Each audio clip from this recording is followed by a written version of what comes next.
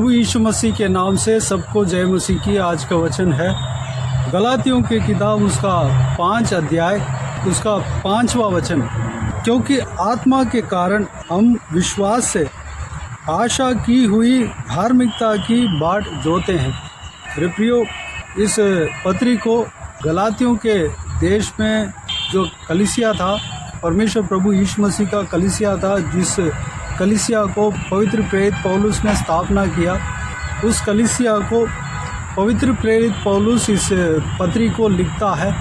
गलातिया के लोग मूसा के व्यवस्था को मानने के लिए एक शिक्षा पाकर, परमेश्वर प्रभु यीशु मसीह के बाद मूसा के व्यवस्था को मानने का शिक्षा पाकर, वह मूसा के व्यवस्था में जो मूसा के द्वारा परमेश्वर ने जो पुराने नियम में दिया था, उस व्यवस्था में विधि है, उस विधि को पालन करने का अपने मन में तय किया था और उस विधि के अनुसार चलने लगा। इस वजह से गलातियों के कलीसिया के लोग उलझन में पड़े थे, क्योंकि पवित्र प्रेरित पौलुस जिस सुसमाचार को सुनाया उसको ग्रहण करके, प्रभु यीशु मसीह को ग्रहण करके वो विश्वास के अनुसार चलने लगा था। उसके बाद कुछ लोगों ने आकर उनको कंफ्यूज कर दिया, उनको भरमा दिया, उनको उलझन में डाल दिया कि पुराना नियम में जो मूसा के द्वारा परमेश्वर ने जो कहा, उस नियम के अनुसार हमें चलना है, तब आप मुक्ति पाओगे, हम मुक्ति पाएंगे। इस तरह कुछ लोग आकर उनको भरमा दिया। मेरे प्रियो, मैं कहना चाहूँगा कि पवित्र बाइबल में प्रभु यीशु मसीह से पहले जो पुराना नियम में जो विधि परमेश्वर ने मूसा के द्वारा हर मनुष्य को पालन करने के लिए दिया, वह टेम्पररी था। प्रभु यीशु मसीह यानी कि परमेश्वर इस धरती में आकर अपने आप को बलिदान देना है, उससे पहले एक टेम्पररी रिलीफ था, क्योंकि परमेश्वर एक वक्त को नियुक्त किया था सारे मनुष्य का उद्धार के लिए। एक पवित्र बलि जो कि संपूर्ण होना चाहिए, उस बलि के लिए एक वक्त को नियुक्त किया। वह वक्त आने तक लोगों को बचाने के लिए, कुछ टेम्पररी रिलीफ के लिए इन जानवरों को बलि देने के लिए कहा। और कई सारे बातें हैं, कई सारे नियमों को परमेश्वर ने मूसा के द्वारा दिया। यहाँ पर गलातियों के कलीसिया में जो पुराना नियम को उपदेश करने वाले लोग, परमेश्वर प्रभु यीशु मसीह का बलिदान हुआ है, उसके बाद भी उस नियम को जो कि पुराना नियम में था और नया नियम में प्रभु यीशु मसीह का बलिदान के बाद पालन नहीं करना चाहिए, उस बलिदान के विषय में कहकर उनको भरमा दिया। उदाहरण खतना, इस तरह का कई सारे नियम हैं जो कि नया नियम में पालन करने का आवश्यकता नहीं है। इस विषय को एक क्लैरिफिकेशन के लिए पवित्र प्रेरित पौलुस गलातियों के कलीसिया को इस चिट्ठी, इस पत्री को लिखता है। उसमें नया नियम के लोगों के लिए क्या क्या आवश्यकता है, वह आवश्यकताएं, वह चीज़ें इस बहुमूल्य वचन में हमको देखने को मिलता है। पहली बात जो 5वां अध्याय में 4 वचन में इस प्रकार लिखा हुआ है, तुम जो व्यवस्था के द्वारा धर्मी ठहरना चाहते हो, मसीह से अलग और अनुग्रह से गिर गए हो। जो कोई भी जन जो पुराना नियम के जो व्यवस्था है, जो परमेश्वर प्रभु यीशु के बलिदान से पहले जो पालन करने के लिए कहा है, जो कि उस व्यवस्था को आज पालन करने से कोई फ़ायदा नहीं है, क्योंकि सारे सैक्रिफाइस परमेश्वर प्रभु यीशु मसीह ने क्रूस के ऊपर कर लिया। अपने पवित्र लहू को बहाकर सबको उद्धार का रास्ता बना दिया, द्वार खोल दिया। सिर्फ हमें प्रभु यीशु मसीह के ऊपर विश्वास करना अवश्य है। यहाँ पर लिखा गया कि हम अपने कर्म से नहीं, हमारे कार्य के वजह से नहीं, लेकिन परमेश्वर के अनुग्रह के वजह से हम जी रहे हैं। अनुग्रह के वजह से परमेश्वर हमारे ऊपर जो रखा है, उस अनुग्रह के वजह से हम उद्धार पाएंगे, उद्धार पाए हैं। दूसरी बात, 5वां वचन में इस प्रकार कहता है कि क्योंकि आत्मा के कारण, दूसरी बात हमें आत्मा, परमेश्वर के आत्मा के कारण हम उद्धार पाते हैं। परमेश्वर के आत्मा इस नया नियम के इस काल में, इस पीरियड में, नया नियम के लोगों के बीच में पवित्र आत्मा का ज़रूरत है, पवित्र आत्मा का अभिषेक ज़रूरत है, पवित्र आत्मा का अगुवाई ज़रूरत है, पवित्र आत्मा का कार्य हरेक का बीच में, हरेक व्यक्ति के जीवन में होना चाहिए, वह ज़रूरत है। तीसरी बात, विश्वास हमें ज़रूरत है। ये तीनों चीज़ के द्वारा हम उद्धार पाते हैं। हमारे अंदर विश्वास होना चाहिए। अगर हमारे अंदर विश्वास हो तो हम धर्मी जन ठहराए जाएंगे। परमेश्वर के आत्मा हमारे जीवन में ज़रूरत है और परमेश्वर का अनुग्रह हमारे ऊपर होना चाहिए। हम जितने भी हम कोशिश कर लें, जितने भी हम धर्म के मार्ग में चलने के लिए हम अपने आप को कोशिश करें, लेकिन परमेश्वर का अनुग्रह नहीं है तो हम अपने बल बुद्धि से हम चल नहीं सकता। परमेश्वर के आत्मा नहीं है तो परमेश्वर के व्यवस्था के अनुसार हम चल नहीं सकता। विश्वास नहीं है तो परमेश्वर के व्यवस्था के अनुसार हम चल नहीं सकता। हमारे अंदर पवित्र आत्मा का अभिषेक होना चाहिए, पवित्र आत्मा का कार्य हमारे जीवन में होना चाहिए, विश्वास हमारे अंदर होना चाहिए, परमेश्वर का अनुग्रह हमारे ऊपर है ही। तीनों चीज़ नया नियम के लोगों के बीच में, जो विश्वासियों के जीवन में कार्य करता है, ये तीनों चीज़ जिस व्यक्ति के ऊपर है, जिस व्यक्ति के जीवन में है, जिस व्यक्ति का अंदर है, वह ज़रूर उद्धार पाएगा। यहाँ पर लिखा हुआ है, आशा की हुई धार्मिकता की बाट जोते हैं। हम आत्मा के कारण, यानी कि पवित्र आत्मा के कारण विश्वास से आशा की हुई धार्मिकता की बाट जोते हैं। हम विश्वास के नज़र में हम देखते हैं कि परमेश्वर हमें बचाएगा, हमें उद्धार करेगा, हम स्वर्ग में जाएंगे, हम अनंत जीवन में प्रवेश होंगे। हमारे अंदर विश्वास है, परमेश्वर प्रभु यीशु हमें उद्धार करेगा, परमेश्वर प्रभु यीशु हर संकट में, मुसीबत में हमें बचाएगा, परमेश्वर प्रभु यीशु इस कठिन परिस्थिति से हमें छुड़ाएगा, हमें चलाएगा। हमारे अंदर विश्वास है, उस विश्वास के द्वारा परमेश्वर हमें उद्धार करेगा। उस विश्वास से हमारे अंदर जो आशा है, जो धार्मिकता है, उस बाट को हम जोते हैं, यानी कि इंतज़ार करते हैं, हम ढूंढते हैं, हम जो आत्मिक चीज़ों को पाने के लिए हम आगे बढ़ते हैं। मेरे प्रियो, पुराना नियम के नियमों में से कई सारा नियम जो बलिदान हो गया, जानवर का बलि हो गया, खतना हो गया, और कई सारे नियम को परमेश्वर ने कैंसिल कर दिया। नया नियम में, उस नियम के बदले में प्रभु यीशु किस तरह हमें चलना चाहिए, उस विषय के बारे में प्रभु यीशु ने कह दिया। हमें नया नियम के आज्ञाओं के मुताबिक हमें चलना चाहिए।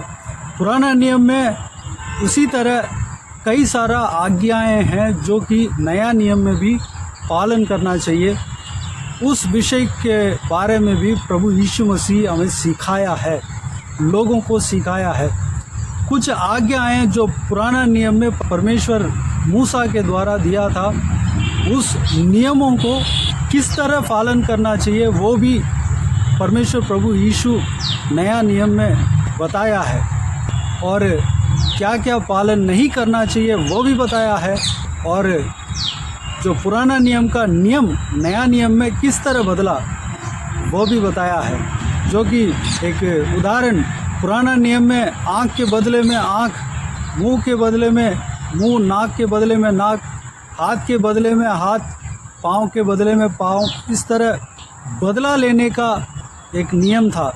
उस नियम को नया नियम में परमेश्वर ने उस नियम को बदल दिया। शत्रुओं से प्रेम करने के लिए कहा। एक गाल पर अगर कोई थप्पड़ मारे तो दूसरे गाल को भी दिखाने के लिए कहा। दूसरों से प्रेम रखने के लिए कहा। हमें जो कोई भी जन श्राप देते हैं उनको आशीष देने के लिए कहा। हमें उनके लिए प्रार्थना करने के लिए कहा। जो कोई भी जन हमें मिटाना चाहते हैं उनके लिए प्रार्थना करने के लिए उनको भलाई करने के लिए कहा। मेरे प्रियो, इस तरह प्रभु यीशु हमें सिखाया है। पुराना नियम के कुछ आज्ञाओं को नया नियम में बदल दिया है। हमें जब परमेश्वर का वचन को, बहुमूल्य वचन को जब हम मनन करते हैं, पढ़ते हैं, तो हमें ये सारा चीज़ समझ में आएगा। उस आज्ञाओं को जो परमेश्वर प्रभु यीशु ने पालन करने के लिए कहा है, उस आज्ञाओं को हमें अपनाने के लिए, उस आज्ञाओं के अनुसार चलने के लिए पवित्र आत्मा हमें मदद करेगा। विश्वास पूरे जो पुराना नियम से लेके नया नियम तक पूरा आत्मिक कार्य में विश्वास सबसे इम्पॉर्टेंट है। विश्वास हमारे अंदर होना चाहिए। परमेश्वर प्रभु यीशु कहते हैं कि राई के दाने के बराबर भी विश्वास अगर हमारे अंदर हो तो बहुत बड़े बड़े काम कर सकते हैं, हम कर सकते हैं। हमारे मुंह के द्वारा, हमारे मुंह से जो निकलता है उस बात के द्वारा वह बड़े बड़े काम होगा। मेरे प्रियो, ये तीनों चीज़ हमारे जीवन में होना चाहिए। परमेश्वर के अनुग्रह और पवित्र आत्मा का अभिषेक और विश्वास, ये तीनों चीज़ हमारे अंदर होना चाहिए। परमेश्वर हमारे ऊपर अनुग्रह किया है, करते हैं। पवित्र आत्मा को हमारे लिए देने के लिए परमेश्वर इंतज़ार करता है। हम जब मांगते हैं पवित्र आत्मा को हम पालेंगे। परमेश्वर प्रभु यीशु मसीह के ऊपर विश्वास रखते हैं तो वह विश्वास प्रभु यीशु के द्वारा किसी भी कार्य को पाने का विश्वास, जो आत्मिक आशीषों को पाने का विश्वास, किसी भी चीज़ का विश्वास प्रभु यीशु मसीह के द्वारा हमारे अंदर हो, प्रभु यीशु मसीह के ऊपर विश्वास हमारे अंदर हो तो हम उद्धार पा सकते हैं। विश्वास के द्वारा एक मनुष्य धर्मी जन ठहरता है। यह पुराना नियम में भी है और नया नियम में भी है। विश्वास हमारे अंदर अगर हो तो उसके द्वारा हम धर्मी जन गिना जाएंगे। हमारे अंदर विश्वास नहीं है, हम उस सारा परमेश्वर के व्यवस्था को पालन कर रहे हैं, हमारे अंदर विश्वास नहीं है तो हम धर्मी जन नहीं बन सकता। हमारे अंदर विश्वास होगा तो हम विश्वास के द्वारा हम धर्मी जन ठहराए जाएंगे। मेरे प्रियो, ये तीनों बहुमूल्य बातें हमारे जीवन में होने के लिए अपने आप को परमेश्वर के हाथों में समर्पित करें। आइए हम प्रार्थना में जाएं। स्वर्ग पिता दयालु परमेश्वर, आपको धन्यवाद देता हूँ आज के इस आपके बहुमूल्य वचन के लिए। आपको धन्यवाद देता हूँ परमेश्वर, बीते हुए दिनों में हमें संभाला, बचाया, सुरक्षित रखा। आपको धन्यवाद देता हूँ परमेश्वर। आज के दिन में जो पवित्र प्रेरित पौलुस के द्वारा जो गलातियों के कलीसिया के लिए जो पत्री लिखा हुआ था परमेश्वर, उस पत्री में जो लिखा हुआ है पिता, उस बहुमूल्य वचन को हमने मनन किया है परमेश्वर। उस वचन के द्वारा बहुत कुछ सीखने के लिए अनुग्रह दिया। आपको धन्यवाद देता हूँ परमेश्वर। आपके बहुमूल्य वचन में 4 और 5 वचन में जो कुछ भी कहा गया परमेश्वर, उस वचन के अनुसार हमारे ऊपर आपके अनुग्रह तो है परमेश्वर। आपके अनुग्रह हमेशा हमारे ऊपर रहने पाए पिता। पवित्र आत्मा का अभिषेक हमारे ऊपर रहने पाए, हमारे अंदर रहने पाए। पवित्र आत्मा में राज्य करने पाए परमेश्वर। अनुग्रह देना, हमारे अंदर विश्वास रहने पाए परमेश्वर। ये तीनों चीज़ हमारा जीवन में होने पाए। हम परमेश्वर जिस व्यवस्था को पालन करने का आवश्यकता नहीं है, उस व्यवस्था के पीछे हम ना चलने पाए। पिताजी, आपने बहुत सारे व्यवस्था को क्रूस पर ख़त्म कर दिया परमेश्वर। आप अपने लहू को बहाने के द्वारा बहुत सारे व्यवस्थाएं ख़त्म हो गया। नया नियम में उस व्यवस्था को पालन करने का आवश्यकता नहीं है परमेश्वर।